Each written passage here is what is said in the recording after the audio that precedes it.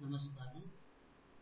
இன்னைக்கு நம்ம கிரகங்கள் வக்ரி அப்படின்னு பல தடவை பார்த்துருக்கோம். நம்ம ஜாதகத்துல ஒரு கிரகம் வக்ரியா இருக்கு அப்படின்னு பல பேர் சொல்லிட்டு வருவாங்க. அப்படின்னா என்னன்னு பார்ப்போம். இது இல்லாம அஸ்தமம் அப்படின்னா என்னன்னு பார்க்கலாம். அதே போல சில விஷயங்கள் இருக்கு. நீச்ச பங்க ராஜயோகம் அது போலலாம் இருக்கு. போன தடவை நம்ம யோகங்கள்ல ராஜயோகம் பார்த்தோம் இல்லையா, அதுலேயே இது கொஞ்சம் வேறுபட்ட ஒரு ராஜயோகம். முதல்ல நம்ம இந்த வக்ரீன்னா என்ன அப்படின்னு பார்ப்போம். இப்ப பல நேரத்துல நமக்கு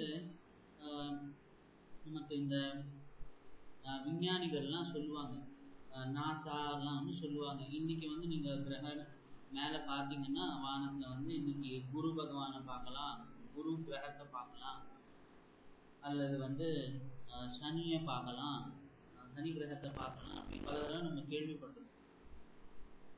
அப்ப இந்த மாதிரி பார்க்கக்கூடிய நிலைமை எப்பெல்லாம் வரும் அப்படின்னு கேட்டீங்கன்னா, அதுல ஒரு விதமான நிலைமை எப்ப வரும்னா, இதை கிரகங்கள் வக்ரியா இருக்கும் போது வரும். கிரகங்கள் வக்ரி அப்படின்னா நம்ம புரிஞ்சுக்கிறதுக்கு கொஞ்சம் ஆஸ்ட்ரானமி புரிஞ்சுக்கணும். இப்ப பூமியும் சுத்திட்டு இருக்கு சூரியனை, அதே போல மற்ற கிரகங்களும் சூரியனை சுத்தி வந்துட்டு இருக்கு. இப்ப பூமியை சுத்தி வரும்போது நம்ம பூமி மேல இருக்கும், அப்ப நம்மளும் சுத்திக்கிட்டே இருக்கும் பூமியோட சேர்ந்து. அதே போல மற்ற கிரகங்களும் சுத்தி வருது. இப்ப மற்ற கிரகங்களுடைய பாதை பார்த்தீங்கன்னா பூமியில இருந்து ரொம்ப தூரமான ஒரு பாதை. ஆனா அந்த கிரகங்கள் ஒரு பர்டிகுலர் வேகத்துல போயிட்டு இருக்கு. நம்ம பூமி ஒரு பர்டிகுலர் வேகத்துல போயிட்டு இருக்கு. நம்ம பூமியோட பாதை இருக்கே, அது அவங்களுடைய பாதையோட அல்லது புதனும் சுக்கிரனுடைய பாதையோட அதிகம். அப்ப இந்த மாதிரி இருக்கும்போது என்ன ஆகும் அப்படின்னு கேட்டீங்கன்னா, பல நேரத்துல நம்ம பூமியில இருந்து பார்க்கும்பொழுது இந்த கிரகங்கள் இருக்கே, அது நமக்கு முன்னாடி இருக்கிறா போல தோணும் கொஞ்ச நாள். ஆனா திடீர்னு பார்த்தா நமக்கு பின்னால போன மாதிரி தோணும். இப்போ எப்படி புரிஞ்சுக்கிறது அப்படின்னு கேட்டீங்கன்னா, ஒரு ரன்னிங் ரேஸ் பார்க்குறோம்னு வச்சுக்கோங்க. நாம மதியில நின்றுட்டு இருக்கோம், எங்க அந்த கிரவுண்டுக்கு மதியில நின்றுட்டு இருக்கோம். அங்க சுற்றி வர ட்ராக் போயிட்டே இருக்கு, சரிங்களா? இப்போ ட்ராக் போயிட்டு இருக்கும்போது ஒருத்தர் ரொம்ப வேகமா ஓடி போயிட்டு இன்னொருத்தரெல்லாம் தாண்டி திரும்பவும் அடுத்த ரவுண்டுக்கு வந்துட்டார். மற்றவங்க எல்லாம் அந்த முதல் ரவுண்டோட கடைசியில இருந்தாங்கன்னு வச்சுக்கோமே. அப்ப என்ன ஆகும்னா, இவர் இருக்காலே, இவர் மற்றவங்களோட பின்னாடி இருக்கிற போல தோணும். ஆனா இருந்தாலும் அவங்க முன்னிலையே போலதான் இந்த கிரகங்கள் வக்ரி ஆகும்போது நமக்கு கண்ணுக்கு தென்படுவாங்க. அது மட்டும் இல்லாம ஒரு ஜாதகத்துக்குள்ள வக்ரியா இருக்கும் போது கிரகங்கள் என்ன மாதிரி பலனை கொடுக்கும் அப்படின்னு கேட்டீங்கன்னா, அதனுடைய சக்தி ஒரு மடங்கு கூடிடும். இப்ப பல ஸ்காலர்ஸ் என்ன சொல்றாங்கன்னா, சில நேரங்கள்ல வக்ரியா இருக்கும் போது கிரகங்கள் சில கெட்ட விதமான ஒரு பலனை கொடுக்கும் அப்படின்னு சொல்லுவாங்க. என்ன மாதிரி கிரகங்கள்? இப்ப குரு பகவான் வக்ரியா இருந்தால், இந்த வக்ரியா இருந்து நீச்சத்துல இருந்தால் என்ன ஆகும் அப்படின்னு கேட்டீங்கன்னா, அவங்களுக்கு கொஞ்சம் காமம் அதிகமா இருக்கும் அப்படின்னு சொல்லுவாங்க. செவ்வாய் வக்ரியா இருந்தால் தேவையோட கொஞ்சம் அதிகமான கோபம் வரும்னு சொல்லுவாங்க. புதன் வக்ரியா இருந்தா இவங்க என்ன பண்ணுவாங்கன்னா, ஆரம்பத்துல ஏதோ ஒரு விஷயத்த சொல்லி அப்புறம் அதை பத்தி சிந்திச்சு பார்த்துட்டு, சரி இது சரி நம்ம தப்பா சொல்லிட்டோமே அப்படின்னு உணர்வாங்க. இந்த மாதிரி ஒரு சூழ்நிலைகள் நிறைய அவங்க வாழ்க்கையில வரும். ஆனா இந்த புதன் வக்ரியா இருக்கும்போது என்ன பலனை கொடுக்கும்னா, இவங்க கடைசியில சொல்றதுதான் உண்மையா நடக்கும். அந்த மாதிரி ஒரு பலனை கொடுக்கும். இந்த நம்ம கிரக மண்டலத்துல பாத்தீங்கன்னா சூரியனும் சந்திரனும் வக்ரி கிரகம் வக்ரமே அடையாது. எப்பயுமே நேராதான் சுத்தி வரும். சந்திரன் பூமியை சுத்தி வரும், சூரியன் தன்னைத்தானே சுத்திண்டு விஷ்ணு நாபி அப்படின்னு சொல்லுவோம், அந்த விஷ்ணு நாபியையும் சுத்தி வந்துட்டு இருக்கு. அதே போல ராகுவும் கேதுவும் கேட்டீங்கன்னா எப்பயுமே வக்ரி, எப்பயுமே அவங்க பின்னோக்கி தான் செல்வாங்க. இந்த ரெண்டு கிரகமும். மிச்ச கிரகங்கள் இருக்கு இல்லையா, மிச்ச கிரகம் என்ன? புதன், சுக்கிரன், சனி பகவான், குரு பகவான், இது எல்லாமே அப்பப்ப வக்ரி அடையும், அப்புறம் திரும்பவும் நேர்நிலைக்கு வந்துடும். இதை போல நடந்துட்டு இருக்கும். எப்பெல்லாம் வக்ரி ஆகும், எப்பெல்லாம் நேர்நிலைக்கு இருக்கும் அப்படின்னு பார்க்கணும்னு சொன்னா நம்ம பஞ்சாங்கத்தை பத்தி கண்டுபிடிக்கலாம். அதே போல இப்போ நம்ம புதன் வக்ரியா இருந்தா என்ன பலன் கொடுக்கணும்னு பார்க்கணும். இப்போ சுக்கிர பகவான் வக்ரியா இருந்தால் என்ன பலன் கொடுப்பாரு அப்படின்னு கேட்டீங்கன்னா அதிகமான காமம். அதே போல இந்த வக்ரியா இருக்கும் போதுதான் பாத்தீங்கன்னா பல பேர் வந்து இந்த செக்ஷுவல் ஸ்கேம்ஸ் எல்லாம் மாட்டிப்பாங்க. அதே போல வந்து சனி பகவான் வக்ரியா இருந்தா என்ன ஆகும் அப்படின்னு கேட்டீங்கன்னா இவங்க வந்து நம்மளால எதுவுமே முடியாது, எதுவும் நம்ம கையில இல்லை அப்படிங்கிற ஒரு சோர்ந்து போன நிலைக்கு போக நிறைய வாய்ப்பு இருக்கு. அதே மாதிரி வந்து அவங்க வேலை செய்யும் போது பல இருப்பாங்க. அவங்க வந்து சரியான முடிவுகள் எடுக்கிறதுக்கு கொஞ்சம் ஞாழி ஆகும். இதெல்லாம் வந்து சனி பகவான் வக்ரியா இருக்கும்போது கொடுக்கக்கூடிய பலன். அதே மாதிரி சொன்னேன், வக்ரியா இருக்கும்போது கிரகத்தினுடைய பலம் வந்து கூடிடும். அப்ப அது நல்ல பலனை கொடுக்கறதா இருந்தா அதிகமா கொடுக்கும். ஒரு கொஞ்சம் கஷ்டப்படுத்த போற கிரகங்களா இருந்தால் சனி பகவான் அல்லது வந்து செவ்வாய் அப்படின்னு இருந்துச்சுன்னா அது வந்து இன்னும் கொஞ்சம் அதிகமா வந்து நமக்கு ஸ்ட்ரெயினை கொடுத்துட்டு போகும். இதெல்லாம் வந்து நம்மளை பாதிக்கிறது வந்து நம்ம மனநிலையை தான் பாதிக்கிறது.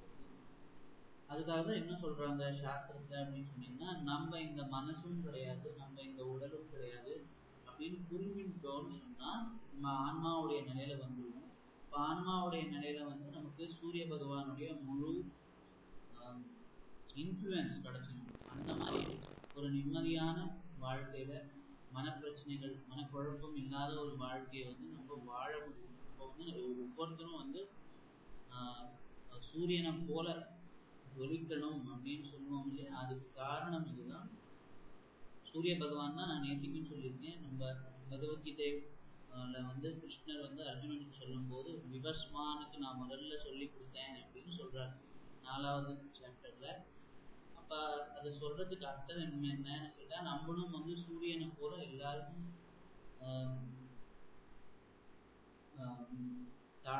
தாழ்வு மனப்பாடம் எல்லாம் இல்லாமல் நம்ம வந்து எல்லாருக்கும் நல்ல விதமா வந்து சர்வீஸ் பண்ணணும், ஹெல்ப் பண்ணணுங்கிறது தான் இந்த ஜெனராசிட்டி ஆட்டிடியூட் வரணும்ங்கிறது தான் வந்து இதனுடைய பர்பஸ்.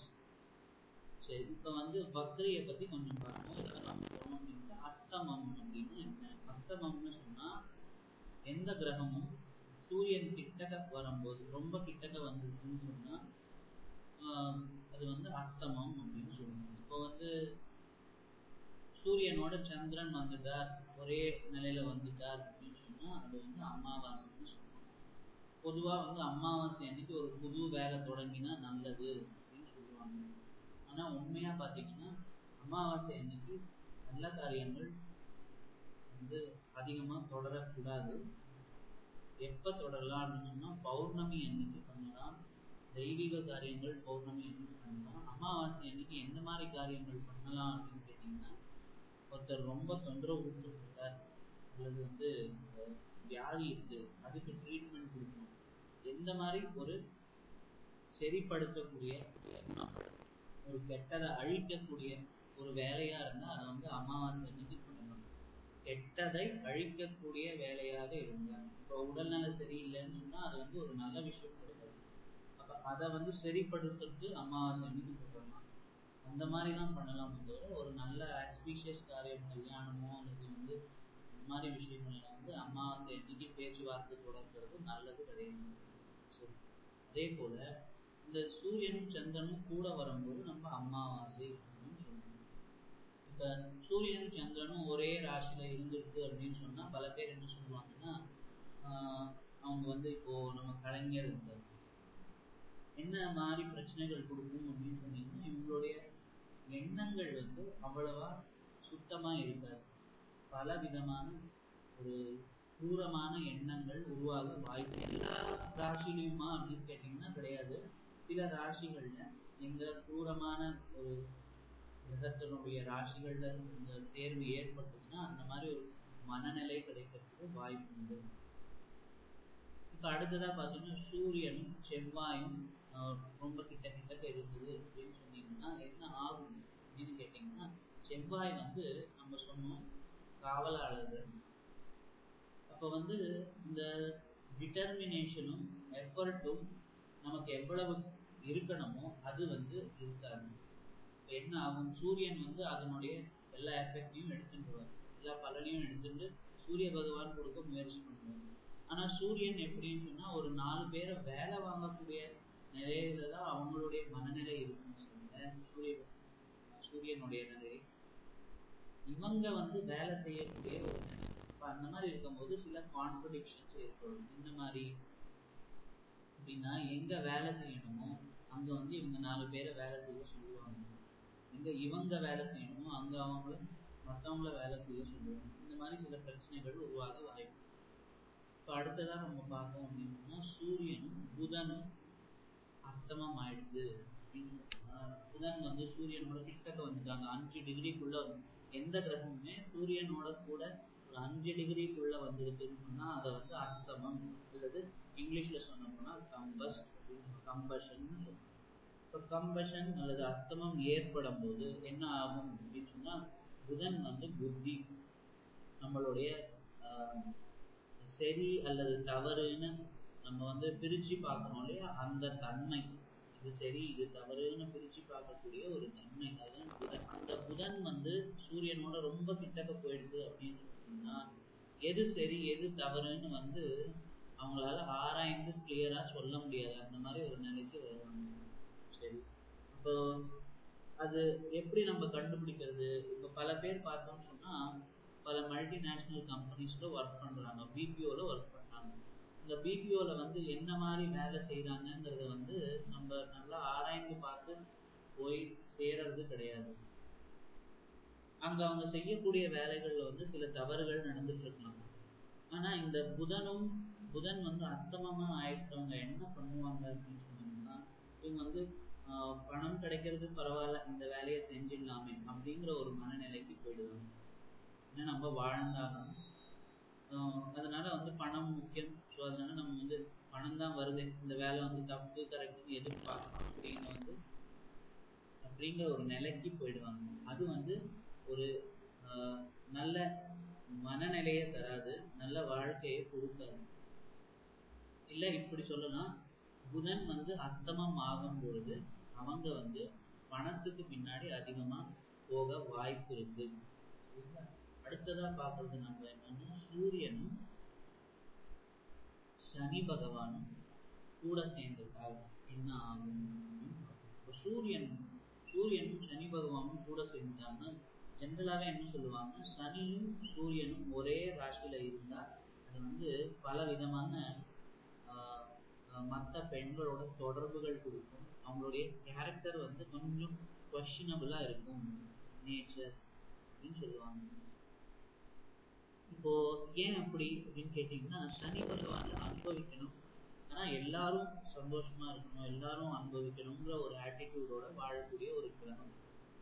சரிங்களா? அதே போல மனுஷனுக்கு இருக்கக்கூடிய கஷ்டங்களை நம்மளுக்கு உணர்த்துறதுக்காக படைக்கப்பட்ட ஒரு கிரகம். ஆனா சூரிய பகவான் பாத்தீங்கன்னா சூரிய பகவானுக்கு வந்து மற்றவங்களுடைய கஷ்டம் வந்து அவ்வளவு தூரம் தென்படாது. அவங்க வந்து நம்ம கரெக்டா இருக்கணும் அப்படின்னு வந்து அதிகமா எண்ணங்களை வச்சிருக்கக்கூடிய ஒரு கிரகம் அது சூரியன். நம்ம கரெக்டா இருக்கணும், மற்றவங்க வந்து கஷ்டப்படுறாங்கங்கிற அந்த எண்ணம் வந்து அந்த அளவு அவங்க இதுக்கு எட்டாது. சூரிய பகவான் அதிகமான ஒரு இன்ஃப்ளூயன்ஸ் பண்ணிருக்கு அப்படின்னு சொன்னா ஒரு ஜாதகத்தினால அவங்களெல்லாம் நீங்க பாத்தீங்கன்னா அவங்க தன்னுடைய வேலையில கரெக்டா இருப்பாங்க, நேர்மையா இருக்கணும்னு நேர்மையா நடந்துக்கணும். ஆனா மற்றவங்கள கஷ்டப்படுறாங்க, அதுக்கு என்ன வழி, அதுக்கு ஏதாவது பண்ணலாமா அப்படிங்கிற ஒரு ஆட்டிடியூட் வந்து குறைவா இருக்கும். யாருக்கு அதிகமா இருக்கும் அப்படின்னு கேட்டீங்கன்னா மற்றவங்களும் நல்லா இருக்கணும் அப்படின்னு சூரியனும் புதனும் சேரும் பொழுது புதன் அஸ்தமம் ஆகலைன்னு சொன்னா அவங்களுக்கு வந்து எது சரி எது தவறுங்கிற ஒரு வித்தியாசம் பார்க்கக்கூடிய தன்மை வரும். அந்த தன்மை இருக்கிறவங்க மற்றவங்கள நல்லா இருக்கணும் அப்படிங்கிற ஒரு ஆட்டிடியூட் கொடுத்து சூரிய பகவான் மூலியமா அந்த மாதிரி காரியங்களை செய்ய கொடுத்தாங்க. இப்ப நம்ம இப்ப என்ன பார்த்தோம், சனியும் சூரியனும் ஒரே ராசியில இருந்ததுன்னு சொன்னா பல விதமான மனக்குழப்பங்கள் உண்டாகும். ஏன், சனி வந்து வேலை செய்யணுங்கிற ஒரு மனப்பான்மையை கொடுக்கும், சூரியன் வந்து மற்றவங்களை வேலை வாங்கணுங்கிற ஒரு மனப்பான்மையை கொடுக்கும். இப்போ இது ரெண்டும் சேரும் போது அந்த மனிதனுக்கு இந்த ஜாதகத்துக்கு எது சரி, நம்ம மற்றவங்கள வேலை வாங்குறதா இல்லை நம்ம போய் யாருக்கையா வேலை செய்யறது சரியாங்கிற மனக்குழப்பங்கள் ஏற்படும். இது இல்லாமல் பெண்களோட தொடர்புகள் அதிகமாக ஏற்படலாம். ஏன்னா சனியும் சூரியனும் நம்ம பார்த்துருக்கோம். சூரியன் வந்து தந்தை, சனி வந்து பையன். இது ரெண்டும் சேரும் போது அது வந்து ஒரு நல்ல ரிசல்ட்டை கொடுக்க, நல்ல பலனை கொடுக்கறது இல்லை. அதே மாதிரி இது அஸ்தமம் ஆகும்போது சனி பகவான் தான் ஆயுஷோடைய காரகன். ஆயுஷ்னா நம்ம இங்க வாழும்போது எவ்வளோ வயசு வாழணுங்கிறது முடிவு பண்றதுக்கான காரகன் சனி பகவான். அப்ப சனி பகவானே அஸ்தமமா இருந்தா அவங்களுக்கு வந்து ஆயுஷ் குறைவா இருக்க வாய்ப்பு இருக்கு. அடுத்ததா இருக்கக்கூடிய கிரகம் நம்ம எதை விட்டுட்டோம்னா குரு பகவான். குரு பகவான் சூரியனோட சேர்ந்து அஸ்தமம் ஆயிட்டார் அப்படின்னு சொன்னா என்ன ஆகும் அப்படின்னு கேட்டீங்கன்னா, வைதீக நாலேஜ்ல குருங்கிறது யாரு? அட்வைசர். குருவோடைய ரோல் என்ன ஒரு ராஜசபையில அப்படின்னு கேட்டீங்கன்னா, ராஜா வந்து முடிவெடுக்கும் போது குருவை கேட்டுதான் முடிவெடுப்பார். இந்த அட்வைசரை கேட்டு முடிவெடுப்பார். முடிவு எடுக்க போறது என்னமோ ராஜா தான், ஆனா கரெக்டா சாஸ்திரத்துக்கு தகுந்தாப்புல அட்வைஸ் கொடுக்க போறது அந்த குரு. அப்ப குரு பகவான் சூரியன் அஸ்தமம் ஆயிடுச்சு அப்படின்னு கேட்டீங்கன்னா பல பேர்ல என்ன ஆகும் அப்படின்னு கேட்டீங்கன்னா, அவங்க வந்து வைதிக நாலேஜை வந்து ஃபாலோ பண்ணாமல் தன்னுடைய சொந்தமான ஒரு இன்டர்பிரிட்டேஷனை எடுத்துட்டு போக வாய்ப்பு உண்டு. ஆனா குருவும் சூரியனும் ஒரே ராசியில இருந்து குரு பகவான் அஸ்தமம் ஆகலை அப்படின்னு சொன்னீங்கன்னா என்ன ஆகும்னா, குருவோடைய அட்வைஸை சூரியன் கரெக்டா எடுத்துட்டு அதுக்கு தகுந்தாப்புல அந்த ஆட்சியை நடத்துவார், நல்ல பலனை கொடுக்கும். அதே போல இதுக்கு வந்து கோபால யோகம். குருவும் சூரியனும் ஒரே ராசியிலே கோபால யோகம். இந்த கோபால யோகம் வந்து ஒரு சிறந்த யோகம்.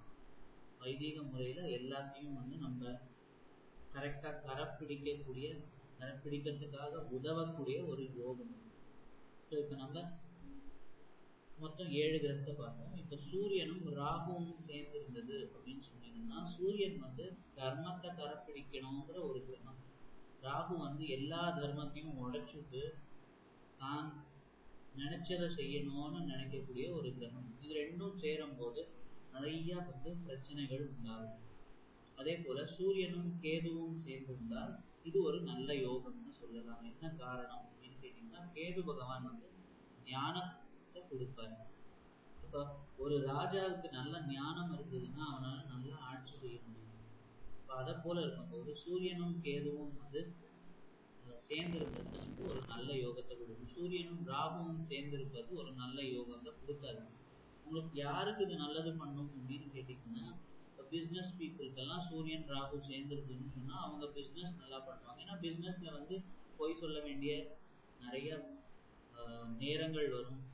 மற்றவங்கள ஒரு கம்மியா இருக்கக்கூடிய பொருளை வந்து அதிகமா விற்கணுங்கிற ஒரு நிலைமை வரலாம். அந்த மாதிரி நேரத்துல சூரியனும் ராகுவும் சேர்ந்திருந்தால் அது நல்லது.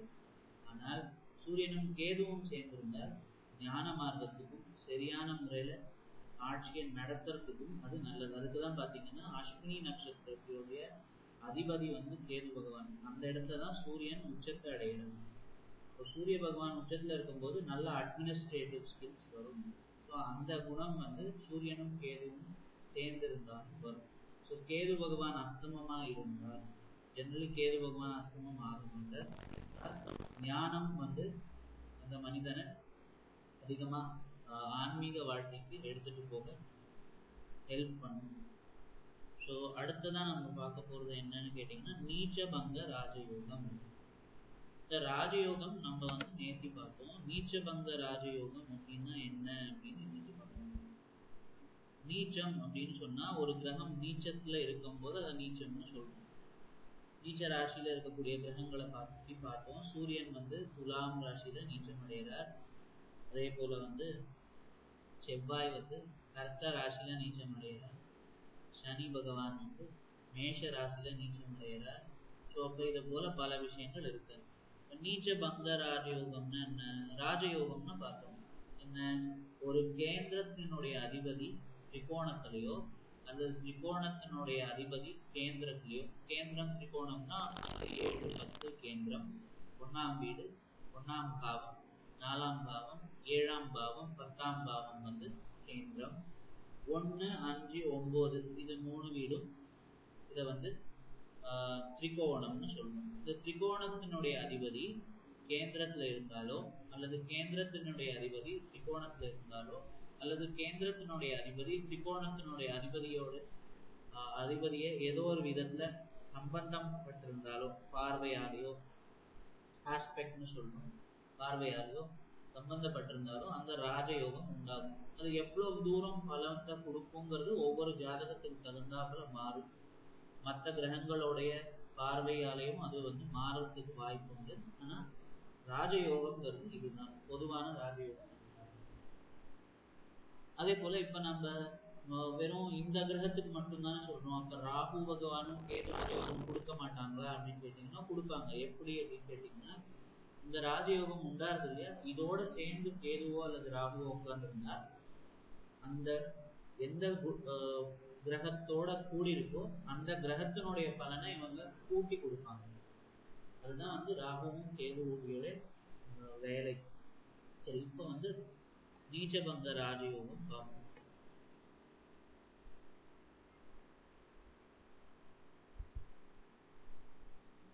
நீச்சபங்கம் அப்படின்னு என்னன்னு கேட்டீங்கன்னா, ஒரு கிரகம் நீச்சத்துல இருக்கு ஆனா அது வந்து நீச்சத்துல இல்லாத போல ஒரு பலனை கொடுக்கறது. அதுதான் நீச்சபங்க ராஜயோகம். அந்த மாதிரி எப்ப நடக்கும் அப்படின்னு கேட்டீங்கன்னா, இப்போ ஒரு உதாரணத்துக்கு பார்ப்போம். சூரிய பகவான் வந்து நீச்சம். இப்ப துலாம் ராசியில நீச்சமா இருக்கும்போது துலாம் ராசியோடைய அதிபதி சுக்கிரன். இந்த சுக்கிர பகவான் சந்திரன்ல இருந்தோ அல்லது லக்னத்துல இருந்தோ கேந்திரத்துல இருந்தால், எப்படி இப்போ துலாம் லக்னமே வச்சுப்போம். துலாம் லக்னத்துல சூரியன் நீச்சம் அடைகிறார்னு வச்சுப்போம். இப்ப துலாம் லக்னத்தினுடைய அதிபதி என்ன? சுக்கிரன். இந்த சுக்கிர பகவான் எங்க இருந்தால் மகரத்துல இருந்தாலோ அல்லது வந்து மேஷத்துல இருந்தாலோ அல்லது வந்து கர்க்கத்துல இருந்தாலோ அல்லது அந்த ஜாதகருக்கு சந்திரன் எந்த இடத்துல இருக்காரோ அங்கேருந்து 4ஆம் வீட்லயோ 7ஆம் வீட்லயோ அல்லது 10ஆம் வீட்லயோ இருந்தால் அந்த ஜாதகருக்கு அதை வந்து நீச்சபங்க ராஜயோகம் சொல்லலாம். இது மட்டும் இல்லாம நவாம்சம்னு நம்ம இன்னொரு சார்ட் பார்ப்போம். இப்ப நவாம்சம் என்ன அப்படின்னு கேட்டீங்கன்னா, நவாம்சம் வந்து ஸ்பௌஸ்ன்னு சொல்லலாம், மனைவி அல்லது ஒரு மனிதனுடைய தர்மம். ஏன் மனைவி அல்லது தர்மம்னு சொல்றோம் அப்படின்னு கேட்டீங்கன்னா, ஒருத்தருக்கு கல்யாணமே ஆகலைன்னா மனைவின்னு சொல்ல முடியாது. அப்ப அந்த நேரத்துல வந்து அந்த ஜாதகருக்கு அது வந்து தர்மத்தை குறிக்கும். அவங்க எந்த விதமான ஒரு தர்ம காரியத்துல ஈடுபடுவாங்களோ, இல்ல உனக்கு ஒரு 30-32 வயசுக்கு அப்புறம் எந்த மாதிரி பலன்கள் இருக்குமோ அதெல்லாம் வந்து நவாம்சத்தை வச்சு நம்ம கண்டுபிடிக்கலாம். சரி, இப்ப அந்த நவாம்சத்துல இந்த கிரகம் எந்த கிரகம் நீச்சம் அடையிறதோ அந்த கிரகம் உச்ச நிலையில இருந்தா, இப்ப சூரியன் துலாம்ல நீச்சம், நவாம்சத்துல வந்து மேஷத்துல இருந்தார்னு சொன்னா ராஜயோகத்தை கொடுக்கும். இதை போல கிட்டத்தட்ட ஒரு 5 அல்லது 6 விதமான குறிப்புகள் இருக்கு நம்ம சாஸ்திரத்துல எப்ப வந்து நீச்சபங்க ராஜயோகம் உண்டாகும் அப்படின்னு. அது நம்ம இன்னும் லேட்டரா எக்ஸாம்பிள்ஸ் எல்லாம் பார்க்கும்போது பார்க்கலாம். இப்போ அடுத்ததான் நம்ம என்ன பார்க்க போறோம் அப்படின்னு கேட்டீங்கன்னா, கிரகங்கள் வந்து இதோடைய அவஸ்தை அப்படின்னு சொன்னா என்னன்னா, இப்போ ஒரு ராசியில வந்து 30 டிகிரி இருக்கு. இந்த 30 டிகிரியை வந்து 5 டிகிரியா பிரிச்சோம் அப்படின்னு சொன்னா 6 பிரிவுகள் வரும். இந்த சூன்யத்துல இருந்து 5 டிகிரி வரைக்கும் பார்த்தீங்கன்னா ஒரு கிரகம் அந்த இடத்துல இருக்குது.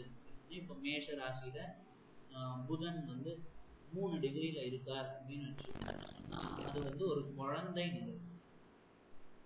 குழந்தை நிலையில வந்து அந்த கிரகம் வந்து முழுமையான பலனை கொடுக்காது. இப்ப அடுத்ததா பாத்தீங்கன்னா, இந்த குழந்தை நிலையில இருந்து வளரக்கூடிய ஒரு நிலை. ஒரு 14 வயசுக்குள்ள இருக்காங்கன்னு வச்சுக்கோங்க. இப்போ அவங்க கிட்ட நீங்க அதிகமா எதிர்பார்க்க முடியுமா? அதுவும் பார்க்க முடியாது. அப்போ ஒரு கிரகம் சரியான ஒரு நிலையில இருக்கு, சரியான பலத்தை எப்ப கொடுக்கும் அப்படின்னு கேட்டீங்கன்னா 14 இருந்து 25 டிகிரிக்குள்ள இருக்கும்போது அது வந்து சரியான ஒரு பலனை கொடுக்கும். 10 டிகிரிக்கு மேல இருந்தே நீங்க பாத்தீங்கன்னா அந்த கிரகம் வந்து கொடுக்கக்கூடிய பலன்களை கரெக்டா கொடுக்க ஆரம்பிக்கும். அப்ப நம்ம பொதுவா சொல்ல போனா 10ல இருந்து ஒரு 23 அல்லது 24 டிகிரிக்குள்ள ஒரு கிரகம் இருக்குதுன்னு சொன்னால் ஒரு ராசியில அது வந்து முழுமையான பலத்தை கொடுக்கும். இந்த 25 டிகிரிக்கு மேல போயிடுச்சு அப்படின்னு சொன்னா, செவ்வாய் வந்து 28 டிகிரியில இருக்குன்னு வச்சுக்கோங்க, இந்த மகரத்துல இருக்கு, அது நம்ம உச்சம்னு சொல்றோம். அப்போ மகரத்துல 28 டிகிரியில உச்சத்துல இருக்கும்போது அது பலனை கொடுக்காதா அப்படின்னு கேட்டீங்கன்னா கிடையாது, கொடுக்கும். ஆனால் என்ன மாதிரி பலனை கொடுக்கும் அப்படின்னு கேட்டீங்கன்னா, ஒரு வயசானவர்கள் எவ்வளவு எக்ஸ்பீரியன்ஸ்டா இருப்பார், அதை போல ஒரு எக்ஸ்பீரியன்ஸ் இருக்கக்கூடிய பலனை கொடுக்கும். இதே வந்து ஒரு புதன் வந்து உங்களுக்கு 29 டிகிரியில இருக்குது அப்படின்னு சொன்னா, புதன்கிறது வந்து என்ன, நம்ம இருக்கக்கூடிய அந்த டீனேஜ் பீரியட்னு சொல்றாரு, அதுதான் புதனை குறிக்கிறது. அப்ப புதன் வந்து ஒரு வயசானவரை போல நடந்துக்க ஆரம்பிச்சது அப்படின்னு சொன்னா அது வந்து நல்ல விதமா நம்ம வாழ்க்கையில உதவாது. அதே போலதான் ஒவ்வொரு கிரகமும். அதே மாதிரி இப்ப ராகுவும் கேதுவும் 29 அல்லது 30 29 அல்லது 27 28 டிகிரியில இருக்கு, அது வந்து முழுமையா நமக்கு பிரச்சனைகளை கொடுக்காது. இதே போல ஒவ்வொரு கிரகத்துக்கும் இருக்கு. இப்போ நம்ம என்ன அடுத்ததான் பார்க்க போறோம் அப்படின்னு கேட்டா, ஒவ்வொரு கிரகத்தினுடைய நிறைய விஷயங்கள் இருக்கு, ஒவ்வொரு கிரகத்தை பத்தி தெரிஞ்சுக்கக்கூடிய விஷயங்கள், அதையும் நம்ம டீட்டெயில்டா பார்ப்போம்.